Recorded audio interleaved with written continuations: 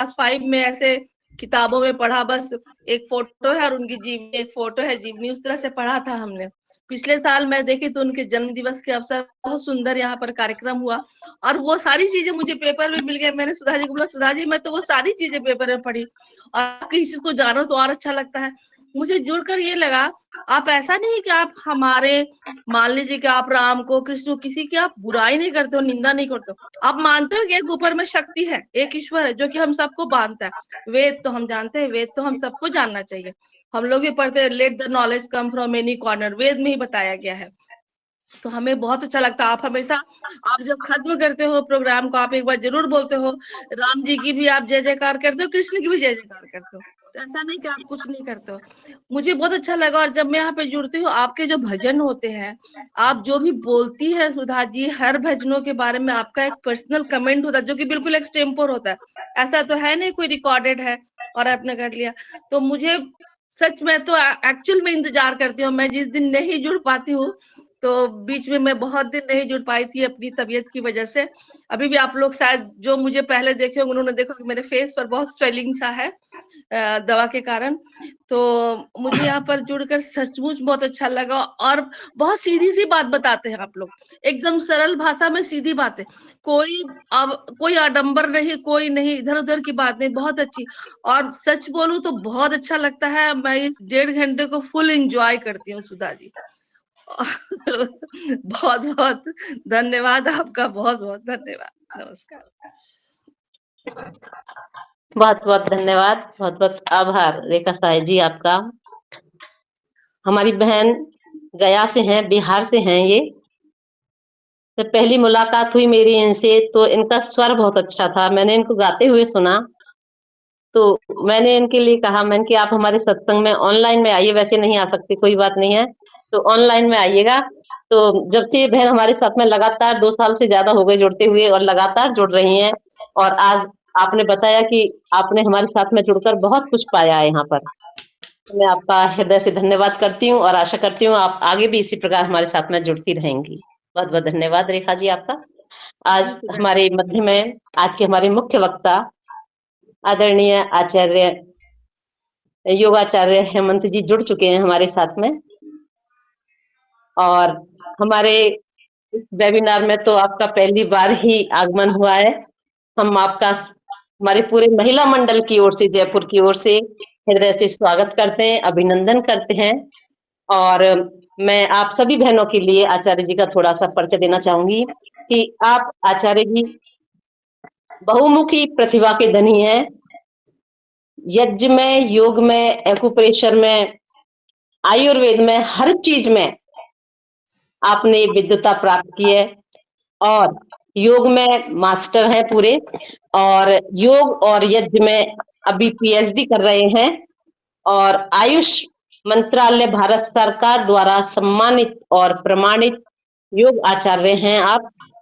स्वामी TV channel पर आपका एक एपिसोड रोज आता है, जिसमें आपके 1000 एपिसोड हो चुके हैं। उसमें प्रत्येक विषय का आप उसमें बताते हैं, हर एक विषय के ऊपर, तो बहुत ही सुंदर होता है वो।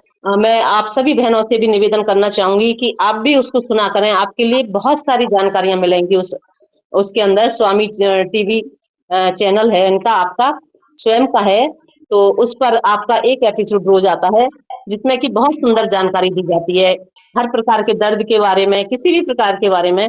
तो उसको आप सभी सुना करें। मैं आचार्य जी का हृदय से स्वागत करती हूँ, अभिनंदन करती हूँ, और चाहती हूँ कि आप अपने वचनों से हमें आज लाभान्वित करेंगे। आचार्य हेमंत जी। बहुत बहुत धन्यवाद। मेरी आवाज ठीक आ रही है सबके पास? ठीक है। हाँ जी। तो सबसे पहले मेरे को ये बताओ, आप लोग खुश हो ना? तो खुश दिखने भी चाहिए, और खूब हाँ, सुनैना जी यूट्यूब चैनल है? हाँ जी, यूट्यूब है ना? शक्ल तो आए, शक्ल नहीं आ रही स्क्रीन पे, शक्ल नहीं आ रही। आ जाएगी, एक बार आप लीव करके फिर से ज्वाइन करोगे, आ जाएगा ना? ठीक है, अभी आ जाएगा। बहुत बहुत धन्यवाद, आप लोगों ने मेरे को बुलाया दोबारा एक बार। अंजलि जी के समय में आपने बुलाया, बड़ा प्रेम दिया था, आज फिर से आपने याद किया। तो अपनी कुछ बातें, ये तो सुधा जी का प्रेम है जो इतना सब कुछ कह दिया। मैं थोड़ा सा छोटा सा कार्य करता हूँ, करता रहता हूँ थोड़ा बहुत। लगता है आर्य समाज से जुड़े हैं तो समाज के लिए भी कुछ करें। सबको सादर नमस्ते। आज आपने आयुर्वेद पर कार्यक्रम रखा है। मैं वेद से, वैदिक वाङ्मय में मैं आचार्य हूँ, वैसे योग में भी हूँ, और अभी यज्ञ थेरेपी पर मेरी पीएचडी अभी चल रही है, जिसमें 16 संस्कारों के द्वारा मानव जीवन में उनका क्या मूल्य होता है उसको और योग को लेकर के हम एक बहुत बड़ी रिसर्च कर रहे हैं, जो आज तक अभी तक पूरे भारतवर्ष में एक ही बार हुई है और दूसरी बार मैं कर रहा हूँ। तो इस थोड़ा विशिष्ट विषय है, इस पर मेहनत बड़ी करनी पड़ती है। सामान्य विषय तो बहुत सारे रहते हैं, लेकिन हमने सोचा अब आर्य समाज के भी हैं, योग के भी हैं, तो कुछ विशेष ही करें, तब तो कुछ हमारे पढ़ने लिखने का कुछ मतलब है। तो अभी थोड़े समय में वो चीजें आपके सामने आएंगी। एक गंध चिकित्सा पर पिछले 5 सालों से मैं कार्य कर रहा हूँ। एक छोटा सा प्रयोग मैं अभी थोड़ी देर में आपको बताऊंगा, वो आप लोग करके देखना। आज आयुर्वेद की छोटी सी चर्चा करते हैं, बहुत ज्यादा तो नहीं। सामान्य रूप से आज पहला ही कार्यक्रम है, तो एक एक शब्द से लेकर करते हैं, क्योंकि आपने काफी सुना होगा, लेकिन आज इसको थोड़ा स्क्रीन के माध्यम से अपन देखने का भी प्रयास करते हैं। स्वस्थ व्यक्ति कहते किसको है? सभी लोग स्वस्थ बनना चाहते हैं, बनना तो चाहते हैं सभी, है ना, बनाना भी चाहते हैं। जो थोड़ा बहुत स्वास्थ्य के बारे में जानता है वो सोचता है मैं औरों को स्वस्थ बनाऊं, है ना। तो स्वस्थ शब्द में दो शब्द अगर देखे जाए तो जुड़े हुए हैं। स्व का मतलब स्वयं और स्थ का मतलब है स्थित होना, अपने में स्थित होना, स्वयं में स्थित होना, है ना। इसको पूरे को देखा जाए तो इस स्वस्थ शब्द से ही स्वास्थ्य का निर्माण होता है। स्वास्थ्य की परिभाषा आयुर्वेद में महर्षि चरक क्या कहते हैं? समदोषः समाग्निश्च समधातुमलक्रियः प्रसन्नात्मेन्द्रिय मनः स्वस्थैत्यभिधीयते। जिस व्यक्ति के दोष वात पित्त और कफ समान हो, अग्नि सम हो, 7 धातु भी सम हो तथा मल भी सम हो, शरीर की सभी क्रियाएं समान क्रिया करें या समान कार्य करें, इसके अलावा मन, सभी इंद्रियां और आत्मा प्रसन्न हो, वह मनुष्य स्वस्थ कहलाता है। अब अपनी आंखों से इस संसार का दृश्य देखो, मिलेगा तो एक भी नहीं इस परिभाषा के अनुसार, है ना। हम स्वयं भी नहीं मिलेंगे और हमारे आसपास के लोग भी नहीं मिलेंगे। हाँ, इसके मतलब एग्जैक्ट इसी परिभाषा में सटीकता से बैठता हुआ कोई भी नहीं मिलेगा। क्यों? अब कारण जानते हैं। कारण ये है क्योंकि आज हमारा आहार, आज हमारा जल, आज हमारा विहार, आज हमारा विचार, हमारी रहन सहन, हमारी जीवनचर्या, दिनचर्या, आचरण व्यवहार, उसके अलावा यहाँ तक कि जो वायु, प्राण वायु हम जीवित रहने के लिए दे रहे हैं, यह भी मिलावटी हो चुकी है। हमारा इतिहास विचारों के माध्यम से, हमारे इतिहास, गलत इतिहास को पढ़ाकर लोग गलत पढ़ाया जाता है। हमारे खेत में मिलावट आ चुकी है, यूरिया की, डीएपी की, है ना, पेस्टिसाइड्स की, इंसेक्टिसाइड्स की, बहुत सारी चीजें। उस हिसाब से तो ये परिभाषा के हिसाब से तो कोई भी नहीं घटेगा। लेकिन अब फिर भी अब इस स्थिति में हम क्या करें? उस स्वर्ग की परिकल्पना करना क्या छोड़ देंगे क्या? नहीं, जितना हम कर सकते हैं आज की स्थिति में हम उतना करें, है ना। तो वो क्या कर सकते हैं? वात पित्त कफ को समान रखने के लिए वात का पहले तो समझना पड़ता है, वात होता क्या है। वात वायु को ही कहा जाता है, लेकिन शरीर क्या 3 चीजों से बनता है? वैसे तो 5 महाभूतों से बनता है, लेकिन वात पित्त कफ के अनुसार देखा जाए तो जल से, अग्नि से और वायु से। वात पित्त कफ का मतलब होता है वात यानी वायु, पित्त यानी अग्नि, कफ यानी जल, है ना। इसमें पृथ्वी तत्व भी आता है और आकाश तत्व भी आता है। इस प्रकार से इनके 5 भूतों के, 5 भूतों से, 5 महाभूतों से संसार के सभी तत्व बने हैं। वात पित्त कफ में 3 तत्व मोटे मोटे रूप से हमें दिखाई दे रहे हैं। यदि शरीर में वायु की मात्रा बढ़ जाती है तो वात का व्यक्ति, यदि शरीर में अग्नि की वायु बढ़ जाती है तो पित्त दोष का व्यक्ति या पित्त बढ़ा हुआ जिसका है, और यदि शरीर में कफ की मात्रा बढ़ जाती है तो जल का वर्ण का बढ़ना अर्थात कफ दोष का व्यक्ति कहलाएगा, रोगी कहलाएगा। इस बात को कैसे हम सही रखें? तो वात पित्त कफ के समय को हम जाने, है ना। तो कफ का समय सुबह 4-5 बजे से प्रारंभ हो जाएगा और लगभग ये 10-11 बजे तक चलेगा। तो इस समय में कफ बढ़ाने वाली कोई भी चीज का सेवन ना करें। उदाहरण के लिए दूध पीना, माताएं बच्चों को दूध पिला करके सुबह सुबह स्कूल भेजती है ना। दूध सुबह वो व्यक्ति पिए जो कठिन व्यायाम करे, जो सूर्य नमस्कार, दंड बैठक, आसन या दौड़ लगा के आए जैसा, तब तो उसका कफ बढ़ेगा नहीं, कफ बिगड़ेगा नहीं। मैं हाथों हाथ समाधान भी बताता जा रहा हूँ क्योंकि कम समय में बहुत सारी चीजें हम जानना चाहते हैं सभी, क्योंकि मेरा आधा घंटा भी अगर सफल हो जाए, मेरा आना 2 शब्द अगर आपको समझ में मतलब अपने जीवन में उतारने में आ जाए, तो हो सकता है मैं हाथों हाथ समाधान भी बताता जा रहा हूँ, खाली स्वरूप नहीं बता। तो सुबह सुबह जो हमारा समय होता है वो है कफ का। तो सुबह दूध पीना बंद करने में, अथवा जिनको कफ बढ़ा हुआ है वे दूध पीना ही थोड़े दिन बंद कर दें। बलगम बनना बंद हो जाएगा पहले ही दिन से। अपन बुजुर्गों को क्या पिलाते हैं, डॉक्टर साहब लिख देते हैं जी दूध के साथ ये दवाई देना। आप सत्य कहता हूँ, दूध के साथ न दे करके आप केवल पानी के साथ या नारियल पानी के साथ लेना शुरू करो, निश्चित रूप से वो व्यक्ति जल्दी ठीक होगा। नहीं तो बुजुर्ग व्यक्ति व्यायाम तो करता नहीं है, तो फिर उसके कफ बनेगा, और बनेगा तो क्या, सांस की प्रॉब्लम करेगा, और सांस की प्रॉब्लम करेगा तो कफ का बड़ा रोग हो जाएगा जिसका नाम है दमा, जिसका नाम है अस्थमा। ठीक है, तो इसीलिए कफ दोष को अगर सम रखना है तो जलनेति का अभ्यास, है ना, थोड़ी सी स्टीम या जिसको हम भाप लेना कहते हैं वह करें, और अजवाइन की आहुति अपने हवन में देवे, अजवाइन, है ना, और अजवाइन को सूंघे, उसको सेक करके प्रतिदिन सूंघे, कफ दोष दूर होगा। और अगर बहुत बढ़िया अगर एक और चीज बताऊं तो स्वामी रामदेव जी ने एक दिव्य धारा नाम से एक औषधि बनाई है ना, लिक्विड बनाई है, वो पतंजलि चिकित्सालय में आसानी से मिल जाती है। उसमें अजवाइन का, कपूर का, ऐसे सत मिले हुए, उन सत को लेकर के अपने कुछ गर्म पानी में डालकर उसकी भाप लेवे, निश्चित रूप से सिर दर्द हो अथवा कफ का कोई सा भी दोष हो उनमें विशेष लाभ होता है। ऐसा हमने पिछले 10 सालों से करके देख लिया, हजारों लोगों पर, हजारों पेशेंट्स पर करके देख लिया। तो दिव्य धारा को अपने घर में जरूर रखें, क्योंकि हर घर में सारे तो लोग आसन व्यायाम आदि करते नहीं है, तो फिर क्या करें, है ना। तो दिव्य धारा की स्टीम लेवे, भाप लेवे, और दिव्य धारा को सूंघे। ये विक्स और विक्स वेपोरा बिल्कुल खराब चीजें होती है अपने देश में, अपने देश की चीजें हैं, अजवाइन और कपूर का सत है, इससे बढ़िया स्ट्रॉन्ग कोई चीज होती नहीं। आप करके देखना और पता लग जाएगा आपको कि ये कितनी स्ट्रॉन्ग है। तो कफ, वात पित्त कफ, कफ का समय समाप्त हो गया। अब हम चलते हैं 10-11 बजे के बाद, अब पित्त का दोष प्रारंभ हो गया। अब पित्त का दोष का समय, दोष का मतलब यहाँ पर समय की बैलेंस की बात है, दोष का मतलब वो नहीं है कि है ना बीमारी की बात नहीं चल रही। पित्त का समय प्रारंभ हो गया। पित्त का समय शाम तक चलेगा, 4-5 बजे के लगभग चलेगा।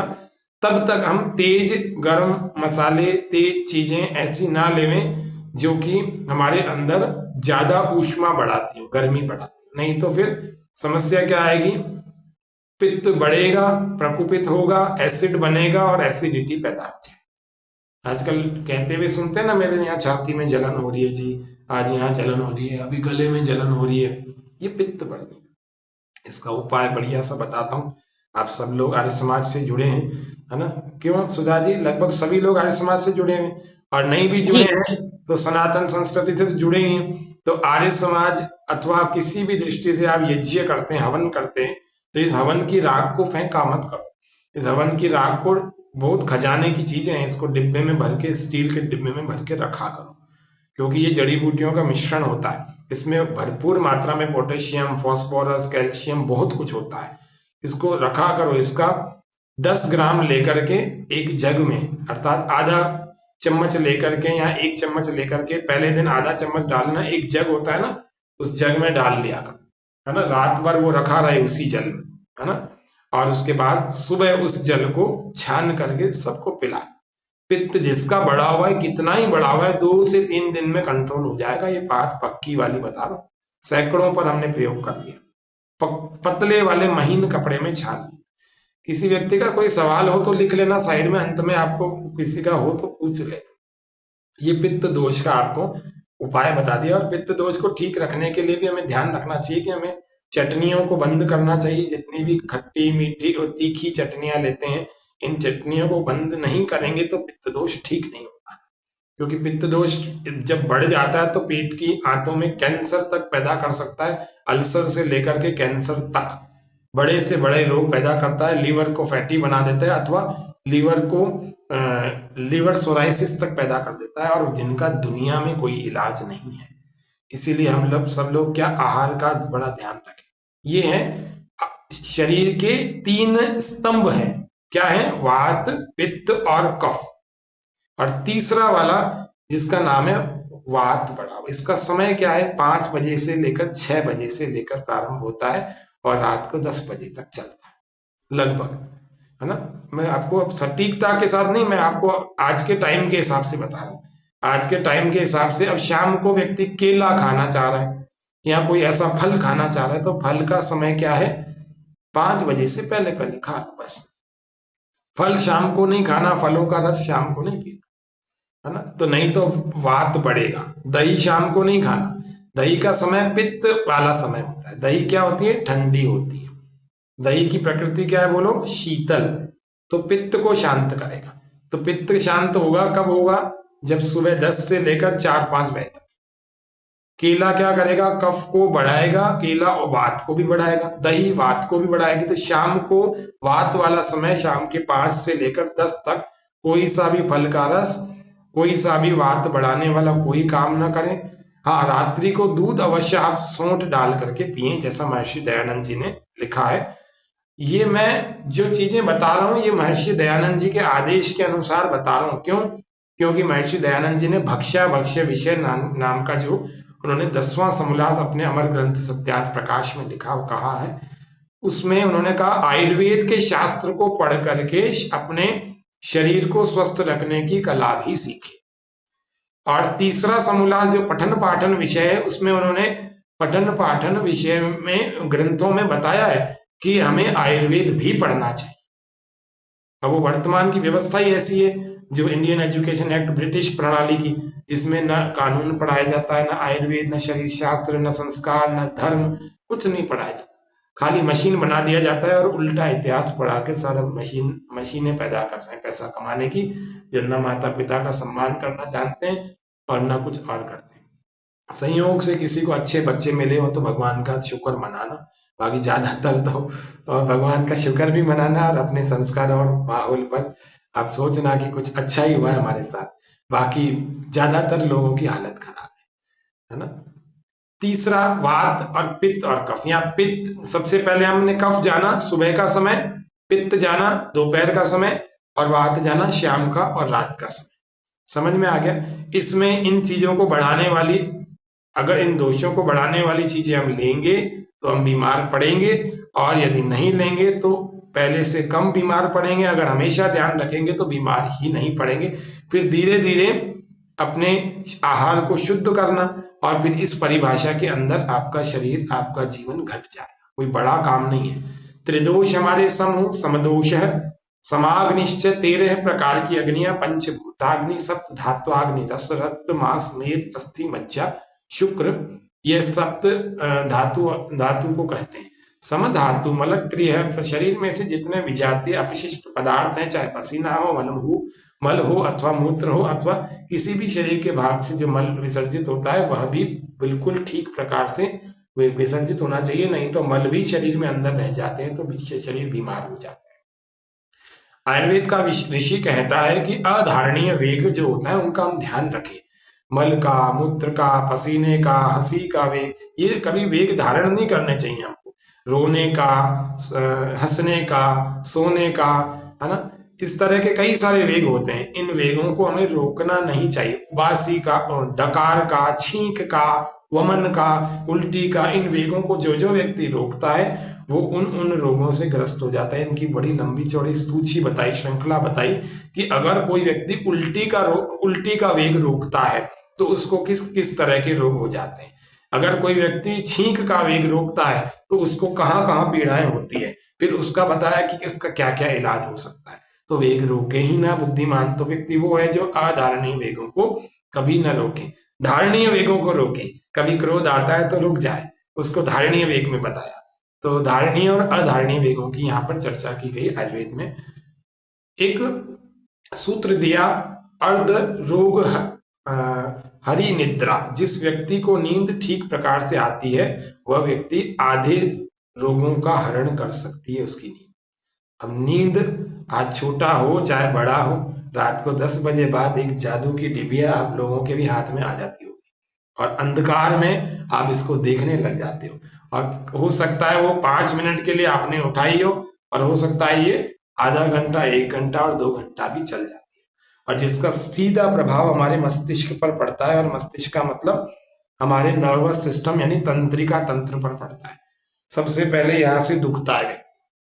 दूसरा, नींद आने में समस्या हो जाती है। गहरी नींद कभी नहीं आती। रात को 12 बजे जो व्यक्ति सोएगा वो चाहे सुबह 8 बजे तक सो जाए, लेकिन गहरी नींद कभी नहीं आएगी। उसका शरीर हमेशा थका थका रहेगा। वो सोचेगा मेरा शरीर में थकान क्यों होती है, इतनी तो उम्र नहीं हुई है मेरी, बहुत अच्छा खाता हूँ फिर भी क्यों हो रहा है।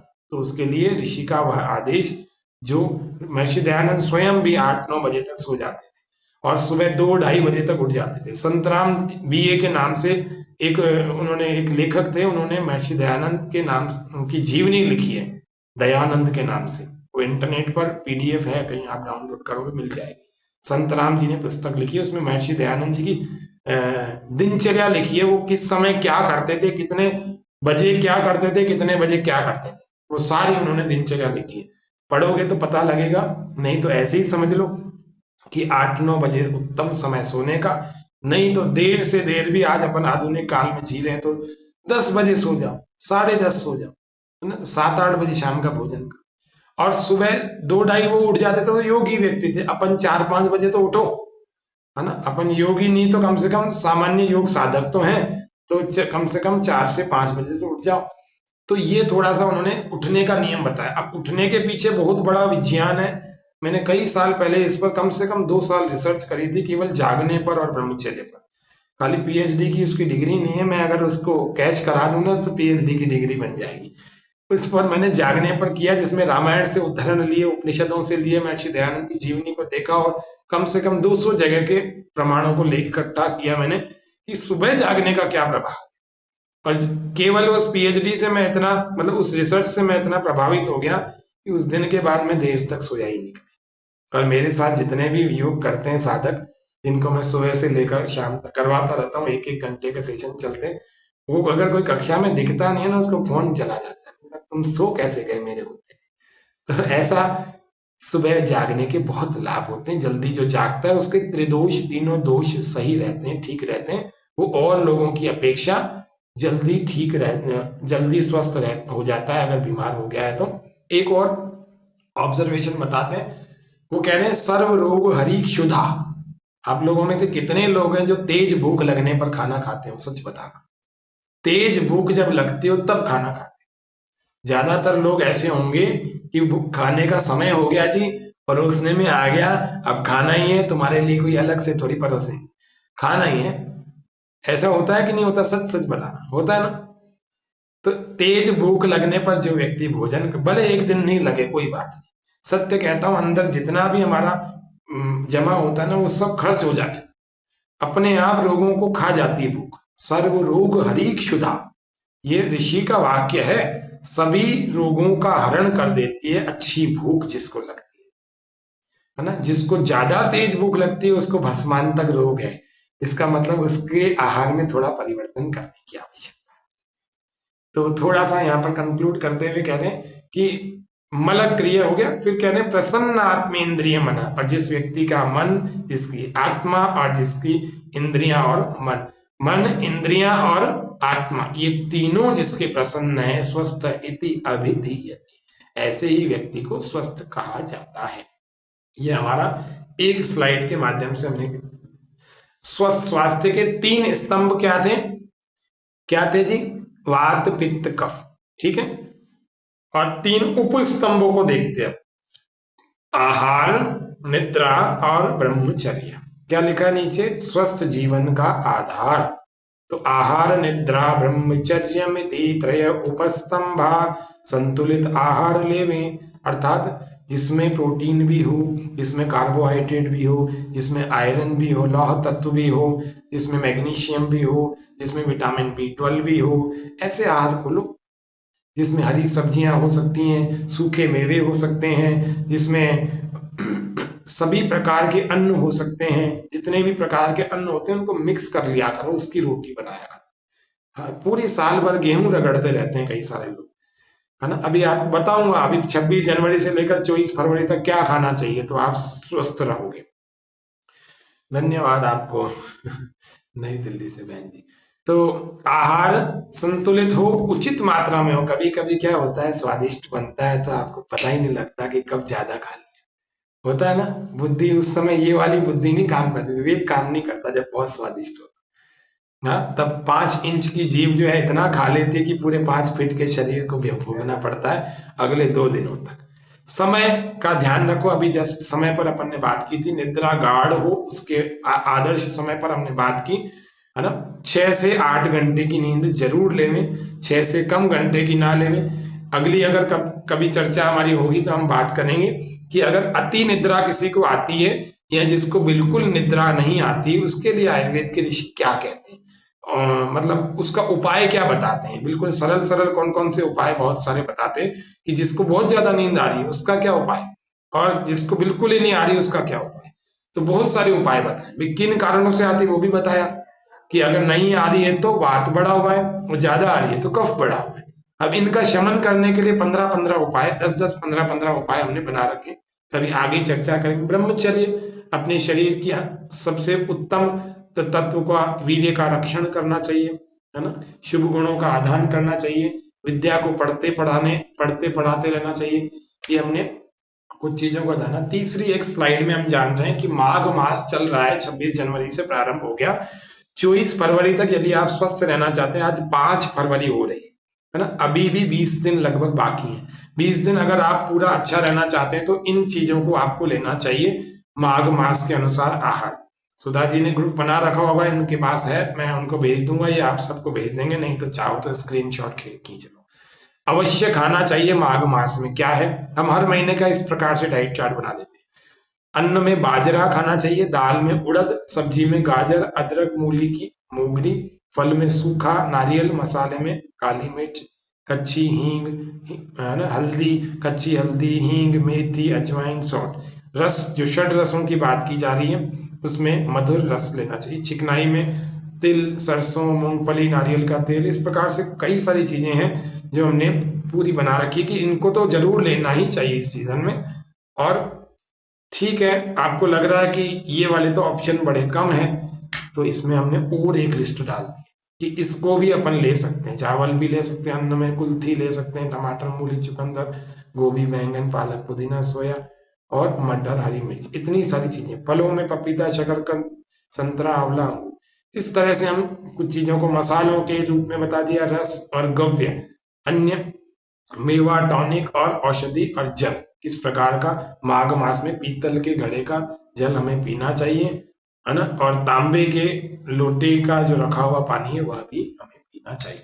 इस प्रकार से, और कम खाएं, जो बिल्कुल कम खाना है उसमें गेहूं है। अगले 1 महीने तक आपको गेहूं बिल्कुल कम खानी है, या ना भी खाएं तो भी चलेगा। ये कुछ चीजें ऐसी हैं जो कम खाएं, और जो बिल्कुल ना खाएं, जो आपको अगले 20 दिनों तक, 1 महीने तक बीमार कर देगी, वो इस लिस्ट में है। यह सूची है जौ, ज्वार, मोठ, मसूर, चना, ककड़ी, नेनुआ, ग्वारफल, इस प्रकार की चीजें, ये हमें ध्यान रखनी चाहिए। यदि हम इनको ध्यान रखेंगे तो निश्चित रूप से हम हर महीने का अच्छा आहार लेकर स्वस्थ रहेंगे। कुछ पंक्तियां महर्षि दयानंद जी पर मैं सुना देता हूँ, फिर अपने वक्तव्य को विराम देता हूँ। कौन सी सुनना चाहोगे सुधा जी, बोलो। मैं तो भारत माँ का बांका वीर सिपाही हूँ वाला। मैं तो स्वामी दयानंद का बांका वीर सिपाही, मैं तो भारत माता का एक बांका वीर सिपाही। सब लोग जाग रहे हो कि सो गए, ये बताओ। सब जाग रहे हो? हाँ, तो सब जागते हुए सीधे होके एक बार बैठो। देखो महर्षि प्लीज दयानंद जी की, वीडियो सभी म्यूट कर रखा है, वीडियो ऑन करें वीडियो। हाँ वीडियो,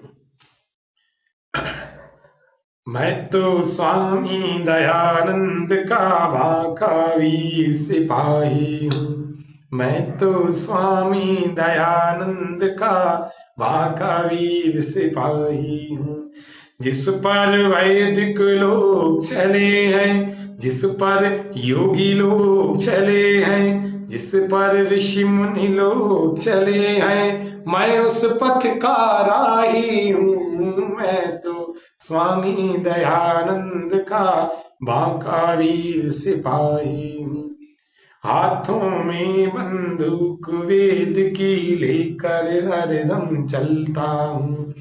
मंत्र गोलियों की बौछारें करता हुआ निकलता हूँ। वहम और पाखंडों की मैं करता चला तबाही हूँ। वहम और पाखंडों की मैं करता चला तबाही हूँ। जिस पर वैदिक लोग चले हैं, मैं उस पथ का राही हूँ। मैं तो स्वामी दयानंद का महाकावीर सिपाही हूँ।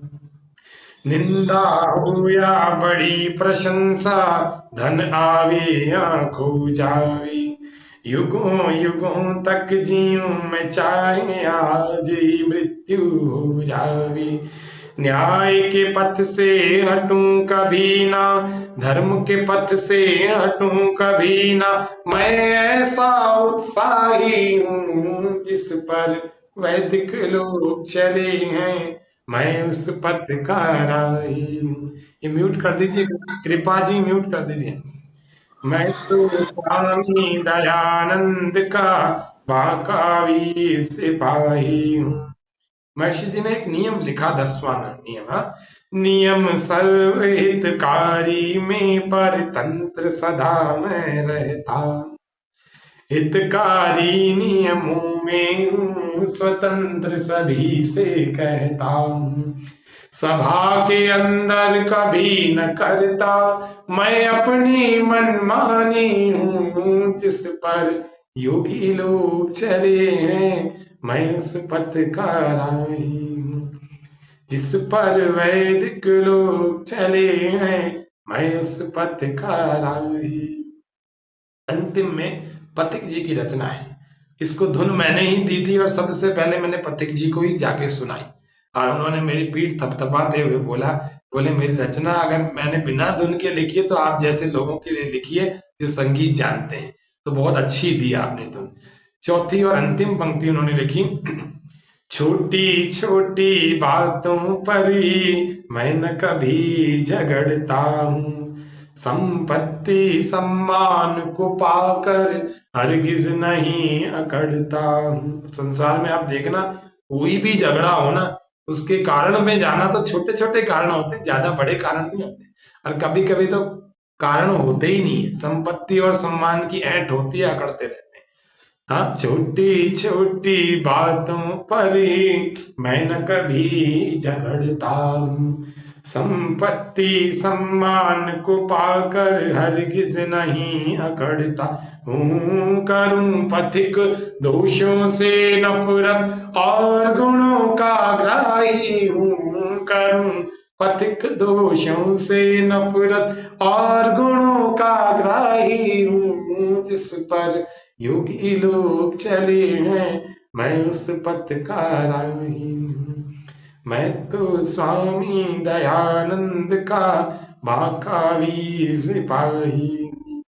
जिस पर वैदिक लोग चले हैं, मैं उस पथ का राही हूँ। मैं तो स्वामी दयानंद का महाकावीर सिपाही, महाकावीर सिपाही। बोलिए भारत माता की जय। सबको धन्यवाद।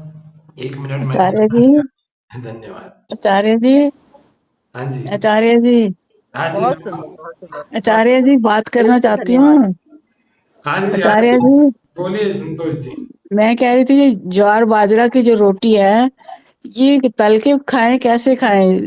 तल के खाएंगे तो मोटे हो जाएंगे, तल के कैसे तल खाएंगे की फिर? कहानी होती है, तल के खाओगे तो पराठा हो जाओगे, फिर हम भी पराठे जैसा हमारा पाचन तंत्र हो जाएगा। तो कैसे खाएंगे फिर? तवे पर सेक के खाओ, दवा पे? तवे तवे पर सेको, तवे पर मिट्टी का तवा खरीदो, उस पर सेको। अच्छा, सेक की खानी है, हाँ जी, परांठी नहीं बनानी।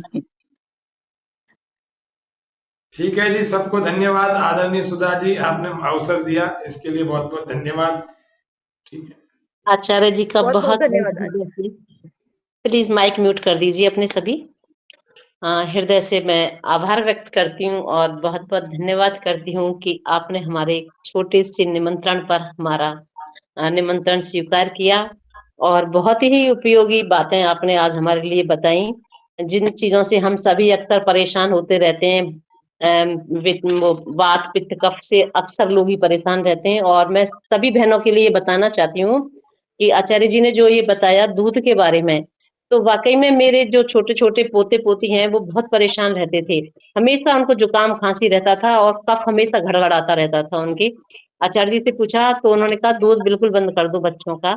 स्कूल जाते वक्त अक्सर कर सभी दूध पिलाकर भेजते हैं बच्चों को, चाहे उनकी तबीयत खराब हो रही होती है तब भी दूध पिला देते हैं, चाहे वो उल्टी कर दे बच्चा।